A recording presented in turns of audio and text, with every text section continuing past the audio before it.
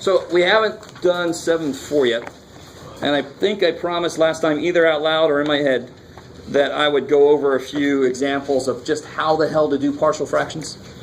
Because it sounded to me like possibly some of you guys had never done it, or it's been a while, maybe. Have any of you never even heard, don't have a clue what the hell partial fractions, it just sounds painful?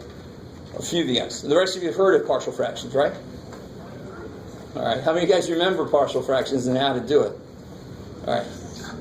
Either there's a lot of honesty in here, or it's just lazy people. I don't know. We'll find out.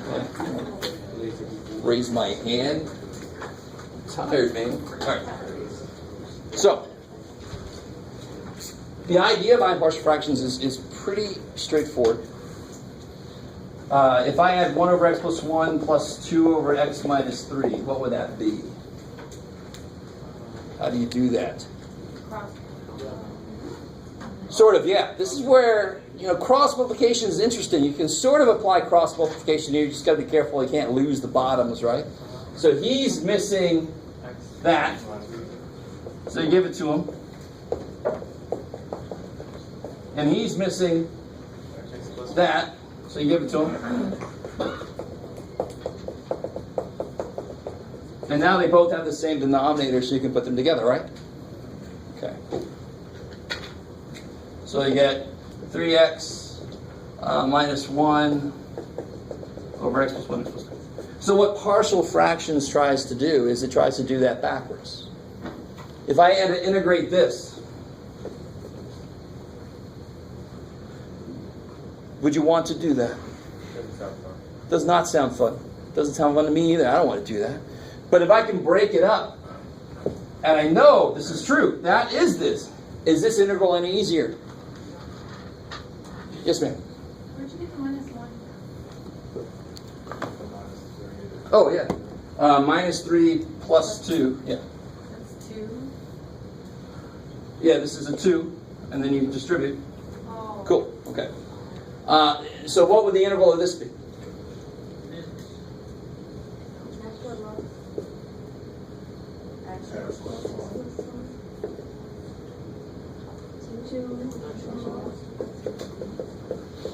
So you see, that's how partial fractions helps with calculus. And in fact, you should have learned this. It might be 2 semesters ago for some of you guys.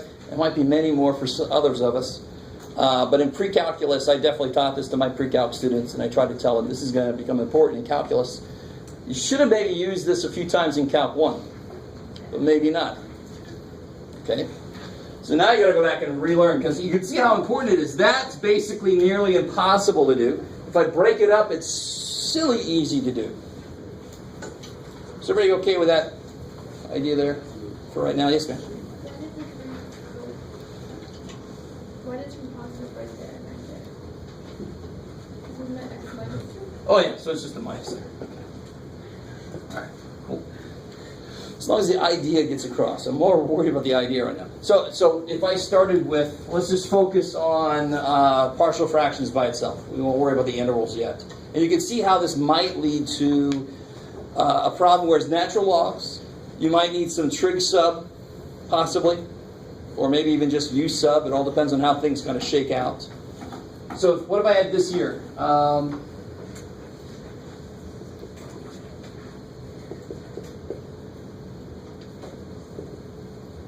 What gotcha? Sure.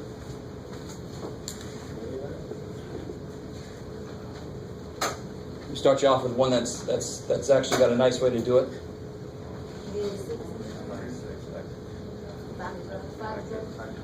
Okay, sure. All right.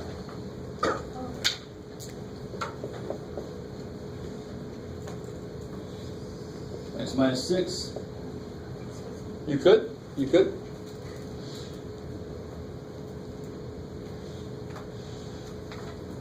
Now, here's how partial fractions works. And in case you're wondering, there is another way to do this. I'm going to do it later. If you're worried about it. I just want to see which way you guys went first with this. Let's figure out what this is. So here's how partial fractions works. We've got this thing broken up. Now, where did this come from? Where would this have come from? What's the most basic way to kind of break this back up? I don't know what the tops are going to be. But what would this have come from the addition of what two things? Something over, good, plus something over x plus 1.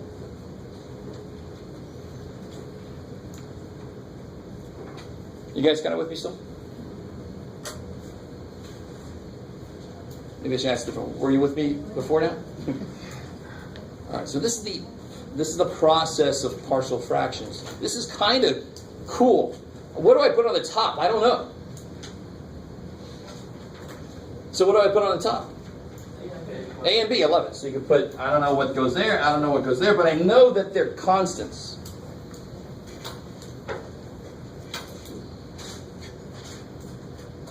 And maybe. So here's the trick. Let me show you something kind of cool. And again, I had that handout that I put up on my website that I actually give to my pre-calc students when I first teach them this. But the next step is to multiply both sides by the denominator, so they go away. Right? That's kind of nice. So if you multiply by x minus 6, x plus 1 everywhere, I get 2x equals... What happens here? Yeah, x minus 6 goes away and it picks up an x plus 1, right? Plus. Good. Now there's two ways to kind of proceed from here. You can multiply through and do what's called equating coefficients. And what that means is, let me go ahead and do it that way since this is a nice little one. If I had like A, B, C, D, E, F, G, I would not start that way. I don't want this 7 by 7 matrix staring me in the face. You kind of with me? Even though I would let you use a calculator on that if you wanted to. I want to show you a really nice way to do this. We'll do this two ways. One way is to go ahead and pull this through. Is everybody with me so far? I hope that some of you guys, either this is familiar or if you've never seen this before, this is very kick-ass. I love this about math. I don't know what goes up there, so I put an A. And I'm going to figure out what A is later to make this true. It just kicks so much ass. I don't know what goes up there. I'm just going to call it B. I'll figure out what it is later. But what's got to be true about A plus B down there? Can you guys see why something must be true about A plus B? Has to equal?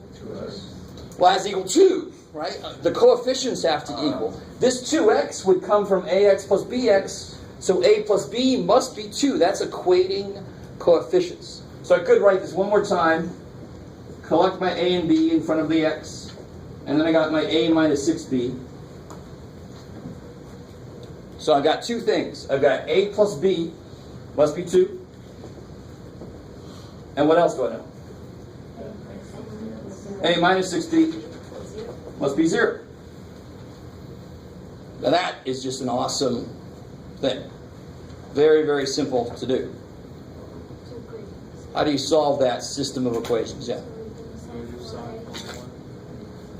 Do it one more time. Sorry.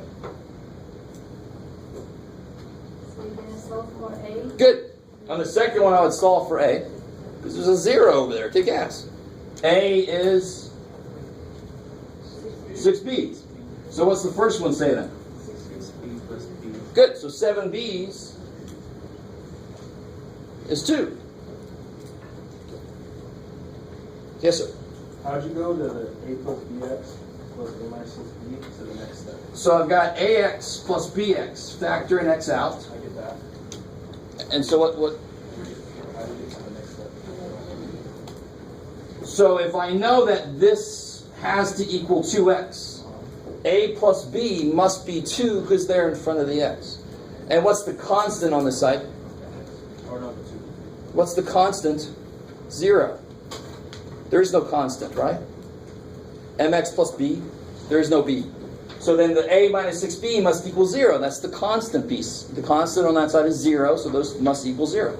Are you guys cool with just that? If you don't get that, the whole thing goes to hell, because that's what it's all built on. Okay, cool. So now, if I do write those down, do a little bit of solving systems of equations, substitution. I get B is 2 over 7. So A must be, yeah, because I know that to add to be 2, right? Cool. So A must be 12 over 7.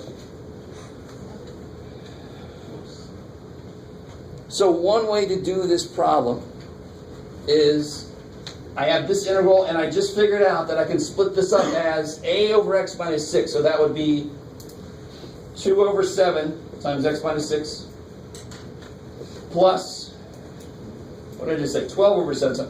And then b over x plus 1, b is 2, 7, so it'll be 2, 7, x plus 1. You guys see that? We just figured out that this breaks up like this, and where a and b are these. Bam! I can rewrite the integral now as the broken up part. And now the integration should be easy. 2 7s and 12 7s are just constants, right? So it's the integral of something over x minus 6. Natural log of x minus 6 plus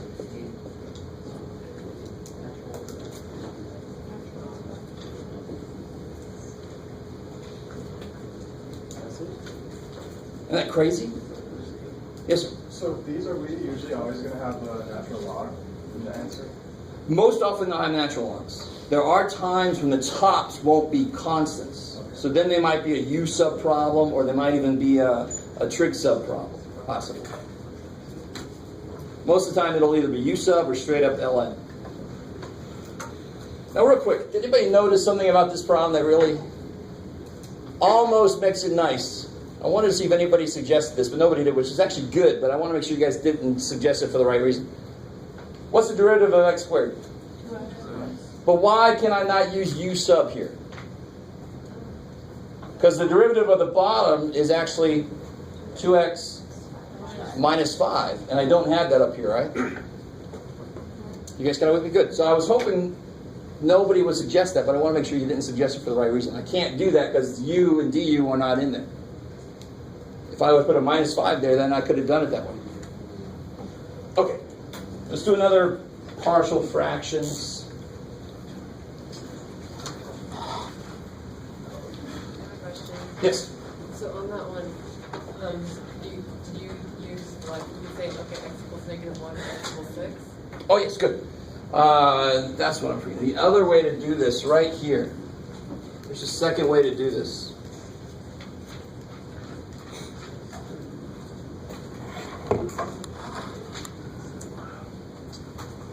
So, at this point, I've got, let me see if you guys are cool with this. How many unknowns do I have here? Good. Because the x is not really unknown. It's my variable. It could be anything it wants to be. The a and the b are specific things I don't know yet. So I would say those are my unknowns. X is my independent variable. I can let it be whatever the hell I want it to be. So my unknowns are a and b. So what I can do is, can I let x equal something? Because I just said I could let x equal anything I want it to be. That would make this piece go away. So I would only have one unknown. If x was -1. So what I get, if x is -1, what does this look like? -2 equals gone minus 7b. So b is 2 7s. Do you see? B is 2 7s. Isn't that what we got? Yeah. We got it here. How long did it take us to get there? What else can I do? I go let x equal 6, and then I would get 12. If x is 6, I get 12 equals 7a plus nothing. So then a is 12 7ths. Kick ass. So hell yes, I would do that if it's possible. It's not always possible to do that, believe it or not. Yes, sir. You show an example when it's not possible. Sure.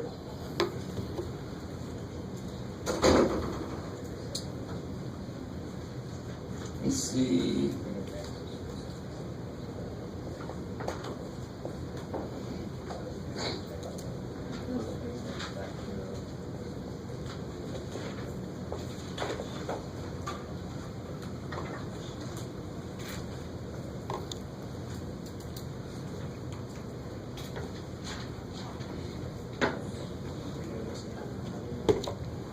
All right, ready?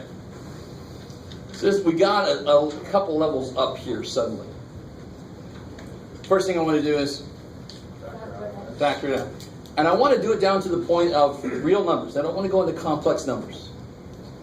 You actually could, but we're just not going to. So the bottom becomes x times x squared plus 4, and can I go any further? If you went where?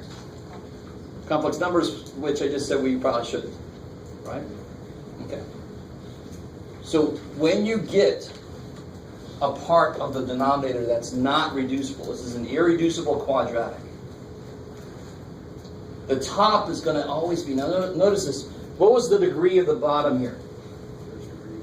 First degree. The top was 0th degree, is constant, so they're always going to be 1 degree off, even for repeated stuff.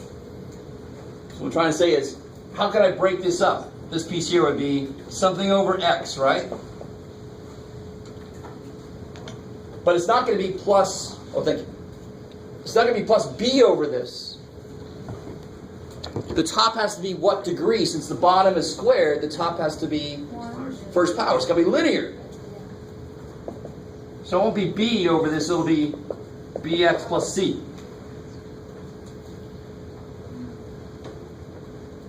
Because if I could break this up, it would break that up down into 2 constants. But since I can't break this up, these have to stay as a linear function. I've got to cover all my bases. Again, I am assuming I'm not teaching to brand new people mostly. A few of you guys have said you've never seen this before.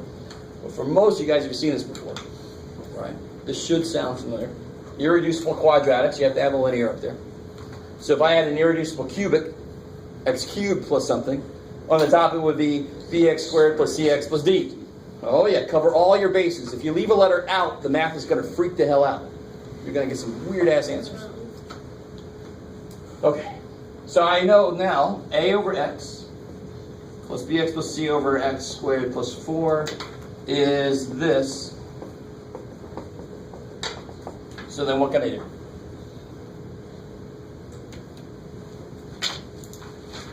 What do I do now? Now I've got that set up. You always do the same thing next. Multiply by the LCD. So this picks up x squared plus 4. This picks up an x.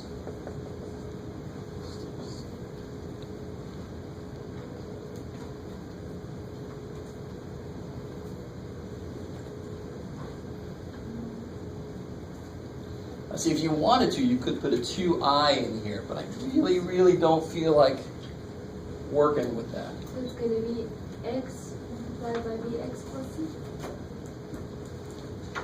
Yes. Because this guy's got to pick up an x, right? And he's got to pick up the x squared plus 4. Okay, good. How are we doing so far? Good. Okay, this should be a review for most of us. It's not. That handout's been sitting up on that website for a long time. So now we can do one of two things. I could take care of this piece easily, kill this and figure out what a is. Or I could just distribute and get all my like terms together. You kind of with? Sort of, okay. So, what do you guys want to do? Kill it. All right, so how do you kill this piece? Make x equal 0. So if x is 0, what do I get? This whole thing becomes 0, because you get something times 0 is 0, plus 4a. So you get 4a equals, no, x is 0. So then a is? Negative 1/2. Cool. Okay. All right, how are we doing so far? Okay. You won't let me know. It's okay. So now that's really all I can take care of here, right? Now let me see if you guys are cool with this. I know what a is now. I know a is negative 1/2, so I can actually use that, throw that in here. See if you guys are cool with this.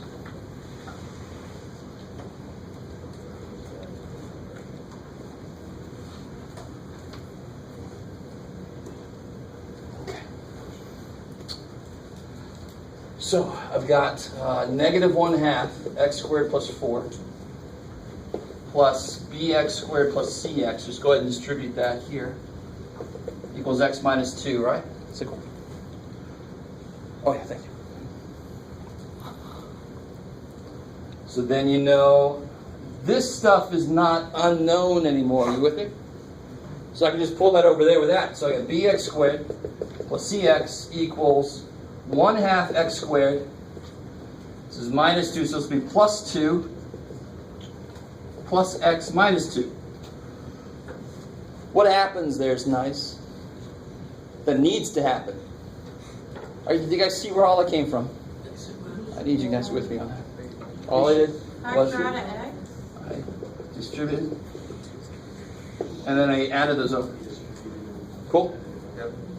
And then the 2's cancel, thank God, because what happened on this side? Are there any constants left on this side?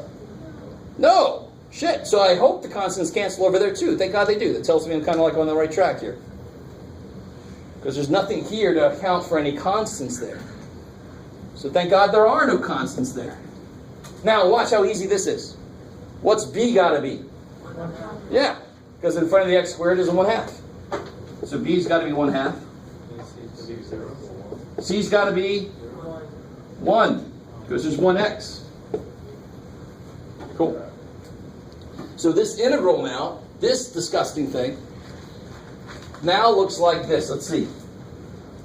A over x. A was negative 1/2. So I get negative 1 over 2x plus bx plus c. So I get 1/2 x plus 1 over x squared plus 4. Again, you do not let constants bother you. This is negative 1/2 in front of 1 over x. That's easy to integrate, right? Don't think you have to worry about 2x. That's a constant. It's 1/2. What's the integral of 1 over x? And in front of it's going to be negative 1 over 2.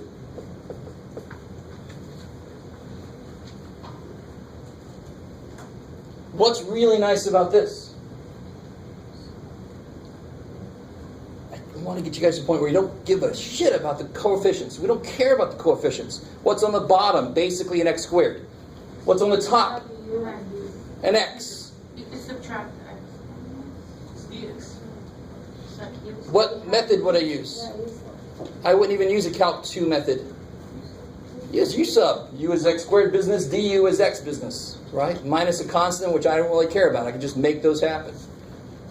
You guys kind of with me? That's how you want to look at these. The coefficients don't matter. You can make them whatever the hell you need them to be. All you care about is a true functional piece, the x pieces. Make sure if u is this, the du better be in there.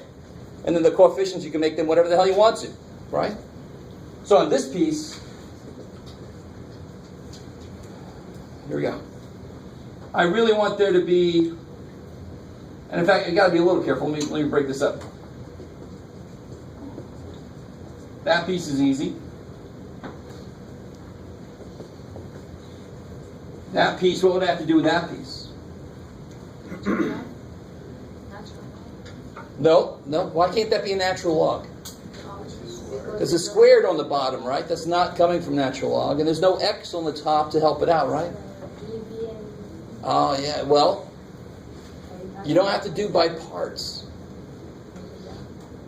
Actually, it is a definition of trigonometric kind of thing, but you could use trig substitution on that bad boy, right? Why could I use trig sub on this? Because it's x squared plus 4. I know what a is then.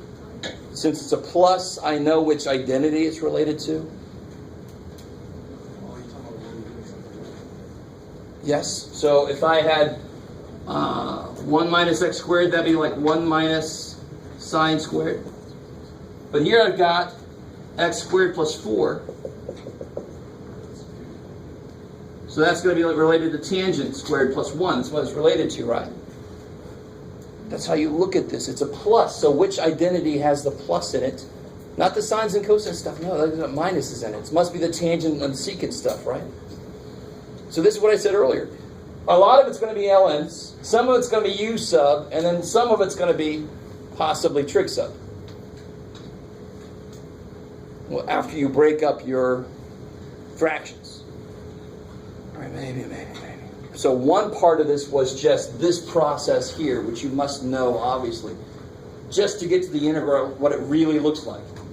Then you're going to identify which parts are not that bad, which parts require a little bit more, and then which parts are new.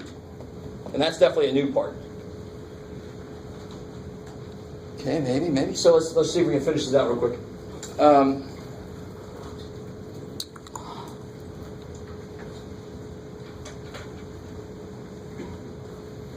So I've got my negative 1/2 ln x that kicks ass. That's done. What can I do on this middle part? Yeah, so u is x squared plus 4. What's du? 2x. Good, 2x dx. I have a 1/2 x there. Divide by 2. Yeah, good. Okay. I want to put a 1/4 outside, so I can put a 4 on the inside, right? So it's going to be 1/4.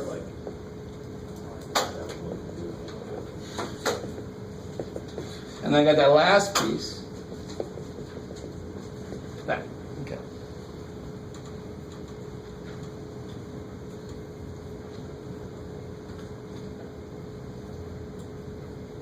So now I've got this set up. I put the 1/4 there so a 4 can go inside. So I'd end up with 2x on the inside, right?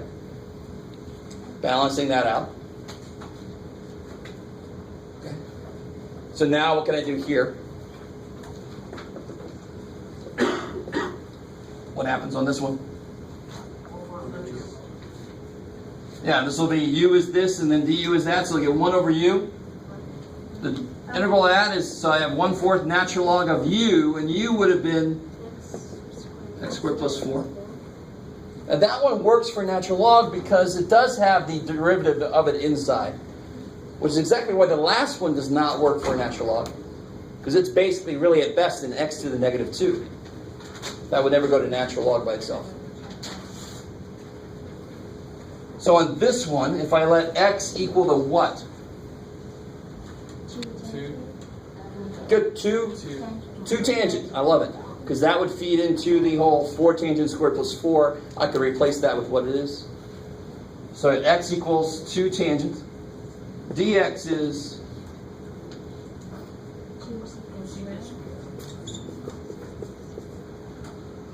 so this integral by itself becomes 1 over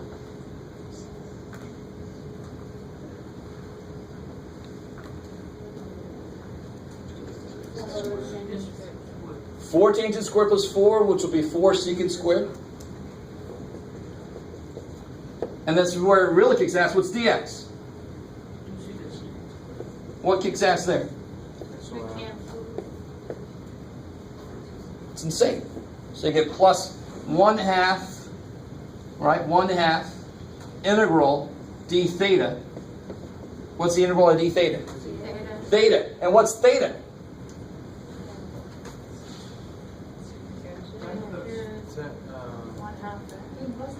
Inverse tangent of x over 2. Kick ass. So you get 1/2 inverse tangent x over 2. Where are you getting 4 secant squares?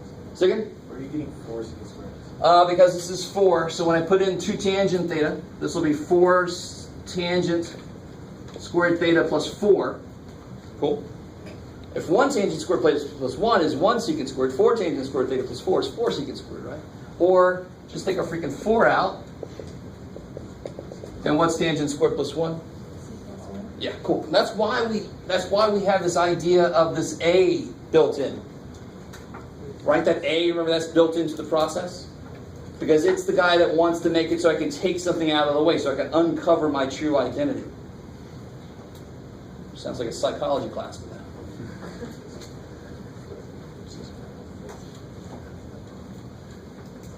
Okay.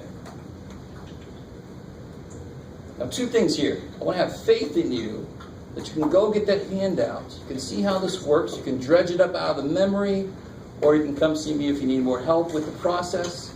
But you obviously have to know the process of partial fractions just to get to the actual integral that you're going to then do. Then you've got to know how to identify what method to use on the parts that I've broken it up into, right? So I want to talk about, obviously we're going to talk a little bit about that today when we get to 7.5, which is the, here's every damn thing we've learned yet.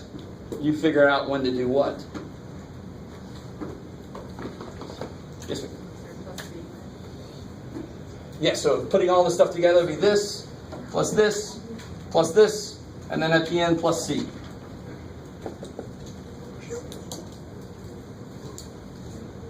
Cool. Because these first parts were not too hard. That one took a little bit of work. Okay.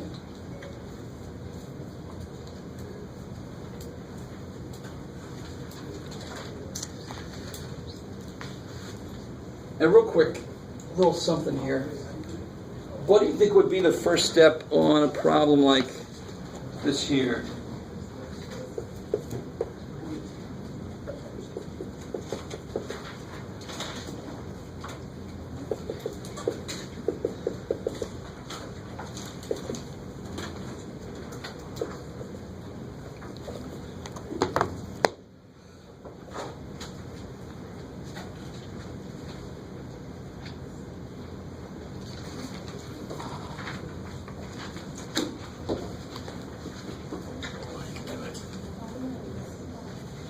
What's true about the degrees in this problem? It's top heavy, right? The top degree is more than the bottom. So what can I do first? Even if they were the same power on the top and bottom, I would still do the same thing first. Divide. Thank you. I can long divide. Oh, yes. Synthetic won't help you out. It's too bad. It would actually if you were careful and broke this guy up, but we might as well just long divide that boy.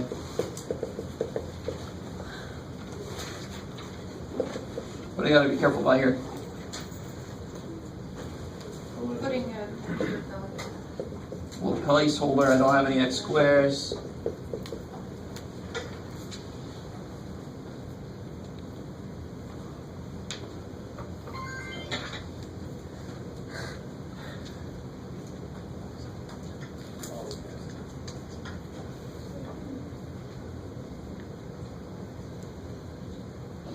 This problem right out of the book, by the way, number 16.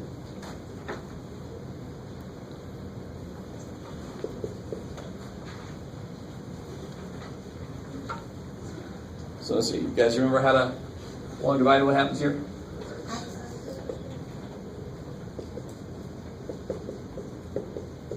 Then you change all the signs.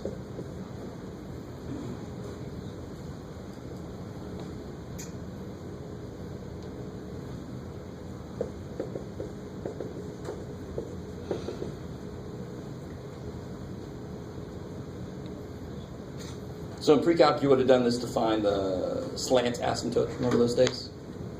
Does that sound at all familiar to some of you guys? I like that you're all like, shut up, Jeff, we're trying to focus on the calculus. Okay.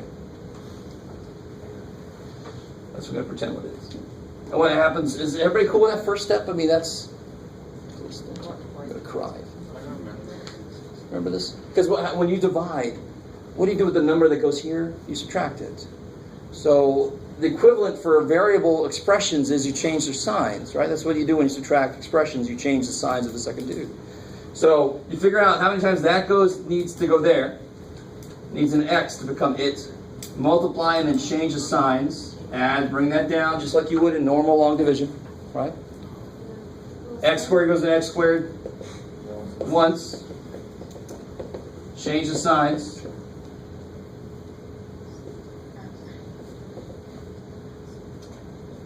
So at the end you would put 3x minus 4 over x squared minus x minus 6 over.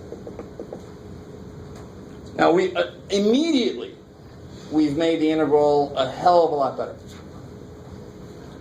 I've got two parts that are easily done, and I got a last part that I can attack with partial fractions.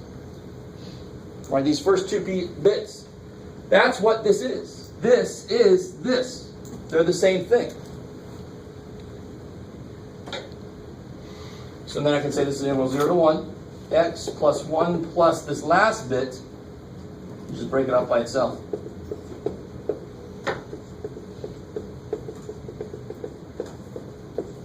So that becomes this.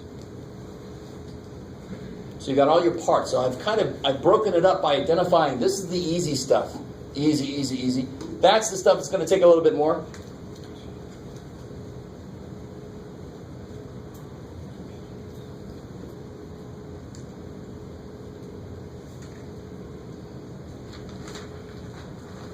Okay.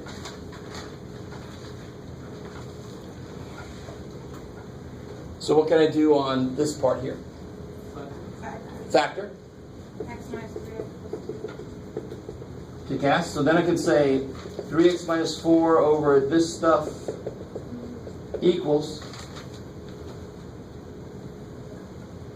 Negative 6 and plus 1. what's the matter? Careful now, negative 6 and 1 don't make negative 1, that makes 5. Okay. So I get a over x minus 3 plus. Good. These are linear, so the tops must be 0th degree things, right? All right, this is a relatively easy example of partial fractions, right? It's the nice one. You can do the trick I showed you about letting x equal something and killing parts of it off, right? Yes, ma'am.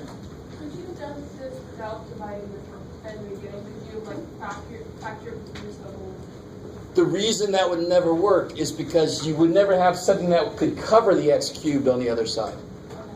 So partial fractions requires that it not be, that the top degree be less than the bottom. Because otherwise you'll end up with, a equals emptiness or something. There's nothing there to kind of cover for it. Does that make sense? Cool. Okay, so how do you finish this out?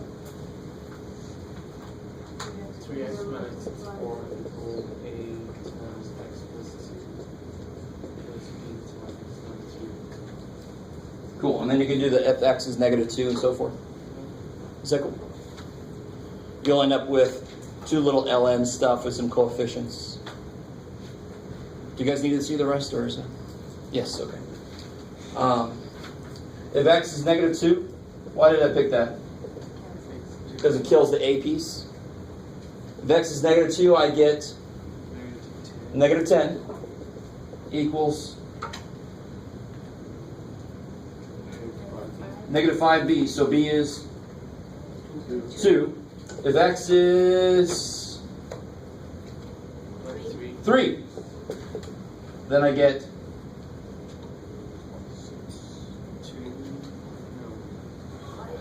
5. Good. Equals 5a. So then a is 1. No. So again, you could distribute, collect all your x stuff, collect all your constants, and then just equate coefficients. I prefer this method. It's just a little bit more direct. Kill that piece by letting x be negative 2. Why am I allowed to do that? Because I can let x be any damn thing I want to, right? So let x be negative 2, and I get that this must be true. Right? If I let x equal negative 2, I get negative 10 equals 0 plus negative 5b. I get negative 10 equals negative 5b.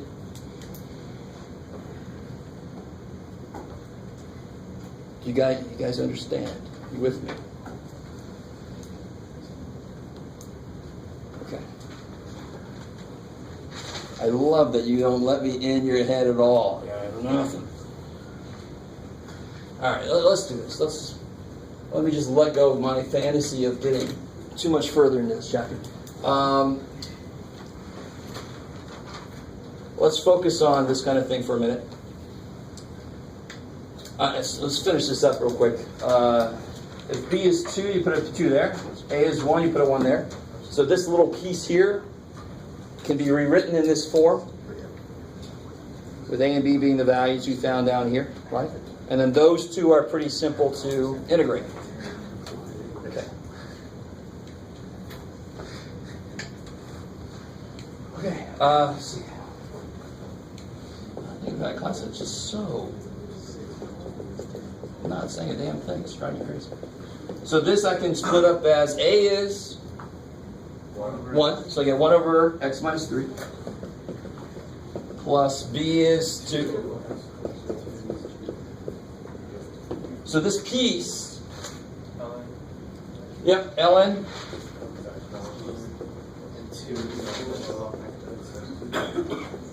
And of course you got this piece, which is easy. Not plus C because we got limits.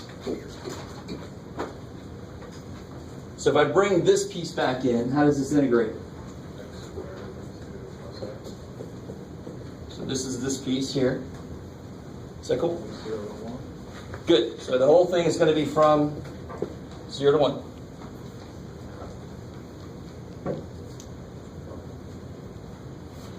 And now you see, this is a really good example of why you got to be careful when you integrate 1 over something that you have to put those absolute values in for ln. Because this would freak out for both of those limits otherwise, right? You guys see that? But now this is the absolute value of 0 minus 3, which is doable for ln. So I get 1/2 plus 1 plus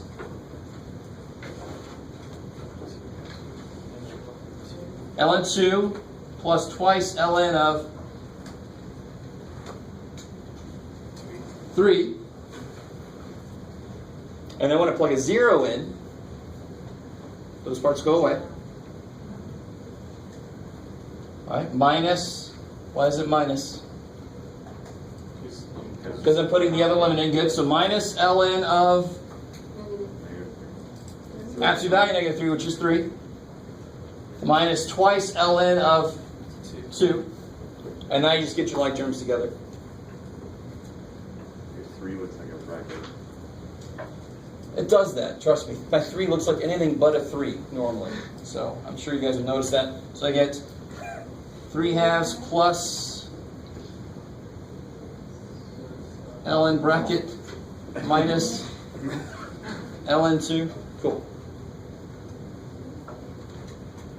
Which, if you look in the solutions manual and they have this, why would you not freak out?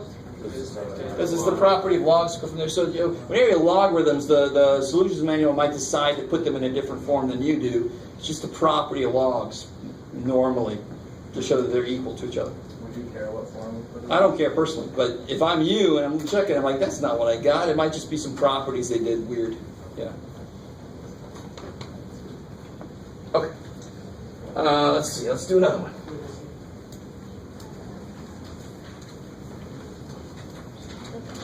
So here, let me shut the hell up for a little bit and let you guys try this one out. Let's see.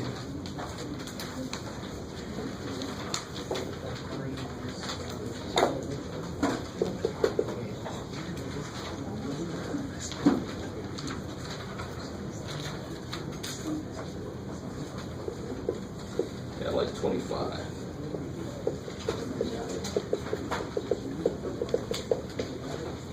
Okay. Section 7.4.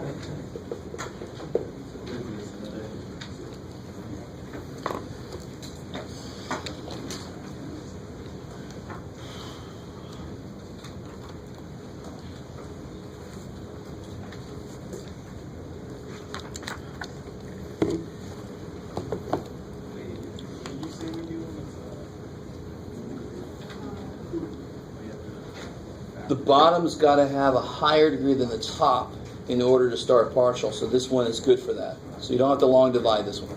We have to factor. Totally. You got to know what the parts on the bottom are to try to break the whole thing up into parts. That's the partial fractions, yeah. Can it be over 1 degree? You know how it's over by 2 degrees? Because the top numerator is 1 degree and the... Oh yeah, it can be over by as many degrees as it wants to, yeah. Yeah.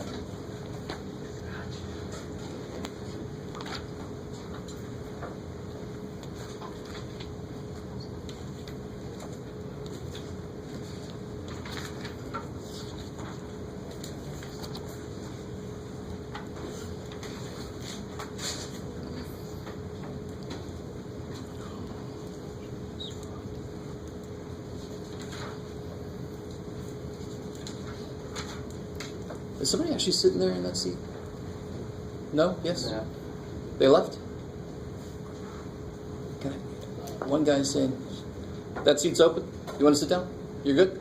Okay. I should check with you first. It would have made the whole conversation moot.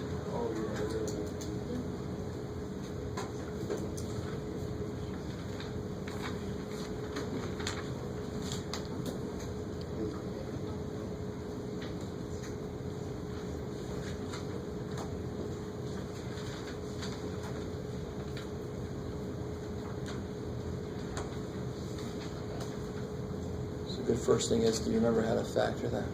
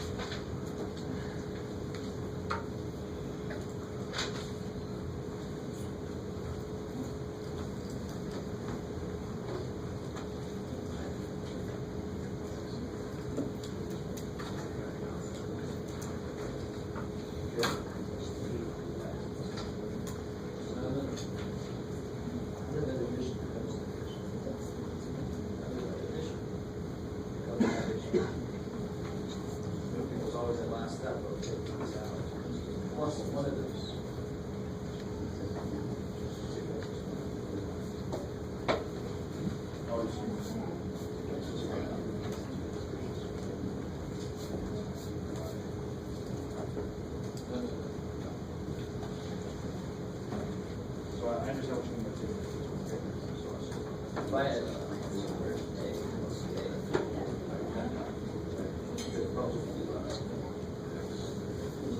Good. So see how the x plus 1 is 8? So take an x plus 1 out, so what that x plus 1? Exact same. Oh, Way. because Exact same. Way. X plus 1.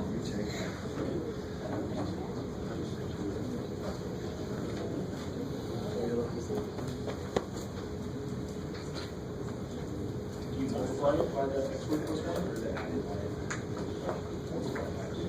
If you factor it out, it'll be multiplied. It's got to be.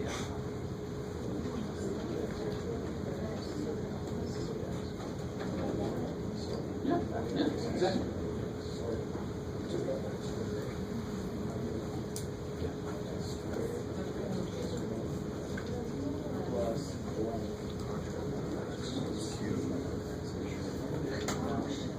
You're not done factoring this.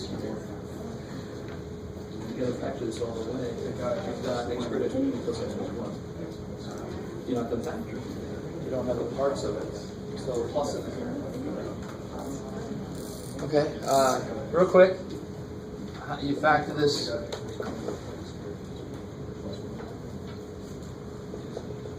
And what I always do is, if there's nothing I can take out of the last thing, there is something I can take out of the last thing. There's always something I can take out of anything. And that is 1. And this one little stupid thing to do, this one little thing that you do, makes it look more like what you're used to, right? You're used to this, hopefully, when you're grouping. All right, what can come out? X plus 1, and then you're left with plus 1. Okay. So trust me on this. I will put every form of factoring there is in these problems, because it's going to sound we're losing the ability to factor, and that's actually more important than you realize, knowing how to factor anything.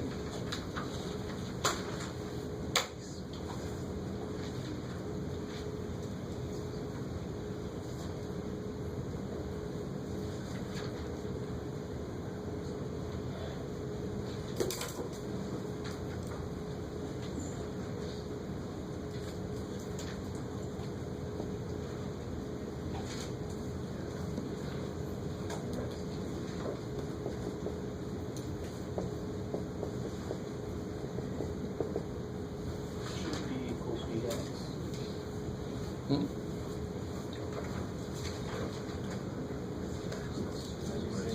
Okay.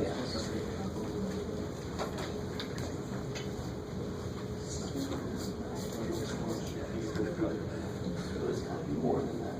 You're going to have the most general linear form. So it'd be px plus c. Exactly.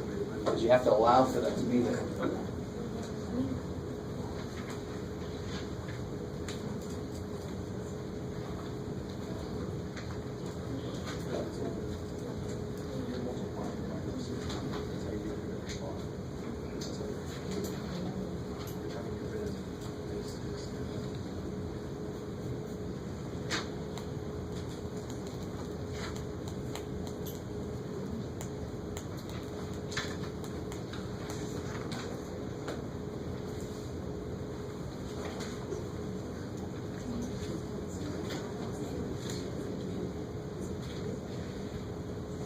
So now you put that fact in there. And then you bring all that stuff over this side, and then you just equate coefficients. So now you only have one variable. There's four. We'll say a little more directly, a plus b must equal. What's the x squared term on this side? What's the coefficient? 0. There's no x squared, so a plus b must equal 0. You know b is -2, so a must be equal 0. There's a lot of flexibility in there built in. Once you know one thing, you know a lot.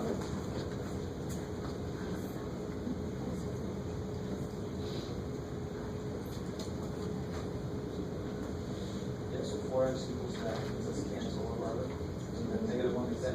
4 and is this. What do we do with that? Be careful what happens. No, it's good. It's perfect. This piece goes away.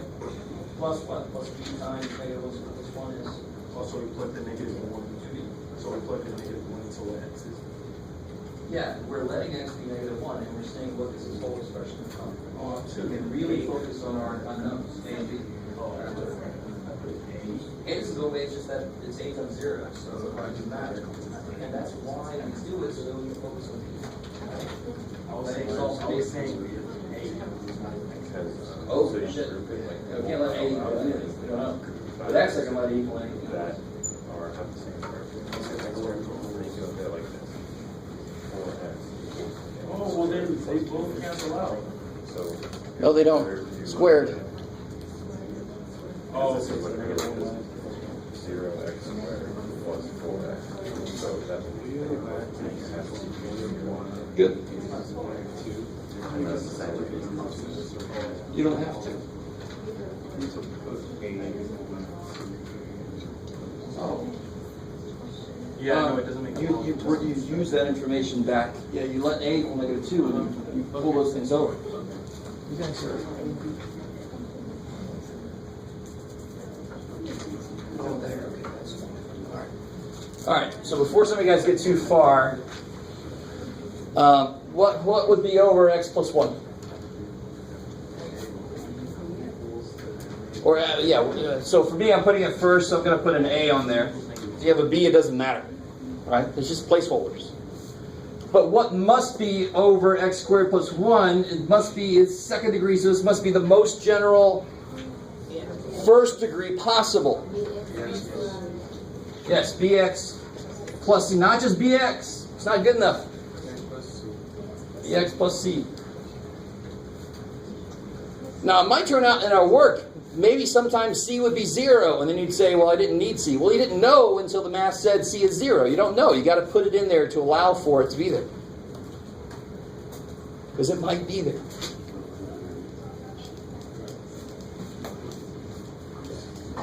This is a lot like the one we just did, if I remember correctly. What do you pick up here?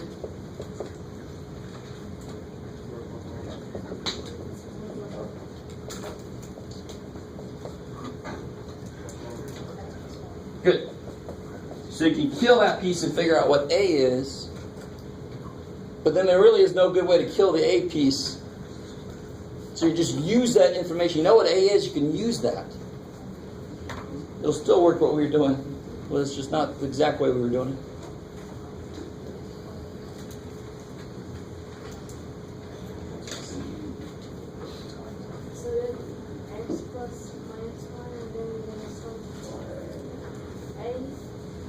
you let x equal -1, and you can figure out what a is. And then I'll show you something kind of cool, actually. We'll see if you guys can go with it.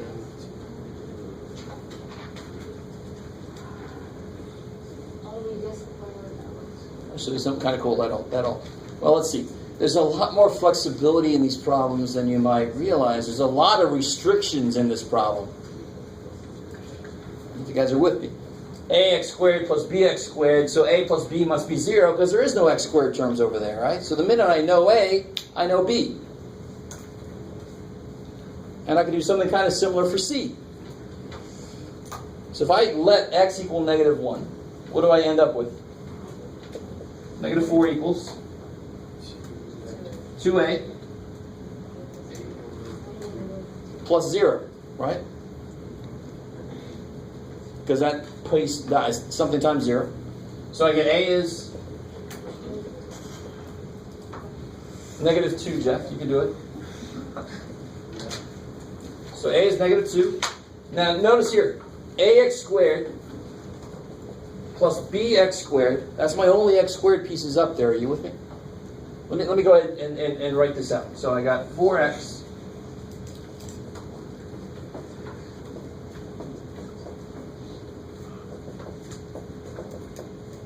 Whew. So that's after foiling that out. You with me? Just foil that bad boy out. Now I can kind of truncate my work a bit. I know what a is. And I know that a plus b has to equal what? 0. Why? Because there is no x squared term over there, so they must cancel each other out, right? Yes, sir? When do you know when to foil and then when to do I know to foil when I can't do this anymore. Yeah, if I can still do this, I don't want to multiply stuff out. I want to attack them part by part. But I'm done with this kind of thing because the other piece I can't break up. I gotta attack it a different way. So a plus b must be 0. Since a is -2, b is a plus b must be 0. 2. Okay. You guys just don't want to play along with me at all. What must c equal? 0? You gotta be careful. Why are you guys saying that? A plus c. What must a plus c equal? 4. 0. Because they're constants, right? What constants over here? C is 4. What constants over here? 0. 4x plus 0 is like the line stuff. What must, if you want to, what c and b have to be? 0. What's cx plus bx? So 4. that's 4. Yeah. Come on, guys. This is not difficult math at all, right? All we're doing is saying this side is supposed to equal that side. So any x squared pieces over here must add up to be 0 because there are no x squared pieces in the answer. That's why a and b, whatever the hell they are, must cancel each other so that there's no x squared pieces. Any constant pieces must cancel because there's no constant pieces over here. And everything in front of the x's have to add to be 4 because that's what they do. The end result is 4 x's, right? Nothing major here, nothing magic. Okay? So c plus b would equal 4. But this is really useful here. If a is -2, c must be 2. And just check it. C plus b is supposed to be 4, are they? Yes. Cool. So all my restrictions have been met. So this is the right answer.